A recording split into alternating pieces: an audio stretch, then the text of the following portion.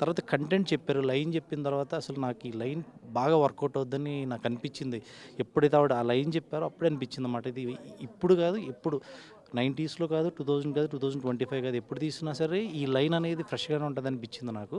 And work out అవుద్దనిపించింది. Family ఆడియన్స్‌కి బాగా connect అవుద్దనిపించింది. So, అప్పటినుంచి ఇంక నేను ఆ క్యారెక్టర్‌లోనే ఉండడం జరిగింది. మేము ఇక్కడి నుంచి అంటే కొంచెం వేరియేషన్ కోసం భూపాల్ వెళ్ళి సినిమా సింగిల్ షెడ్యూల్‌లో చేయడం జరిగిందనమాట.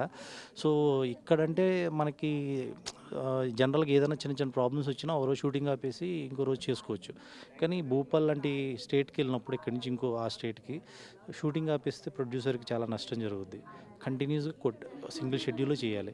సో, అక్కడే చాలా ప్రాబ్లమ్స్ ఫేస్ చేయడం జరిగిందనమాట. కానీ మా ప్రొడ్యూసర్ రోజా భారతి గారు ఆర్టిస్టులకి షూటింగ్‌కి ఎటువంటి ఇబ్బంది రాకుండా బాగా మేనేజ్ చేసుకొని అక్కడ ఆవిడ ఎన్ని స్ట్రగుల్స్ అన్నా అది షూటింగ్ సెట్ వరకు రాకుండా చాలా బాగా మేనేజ్ చేసుకొని చేశారు.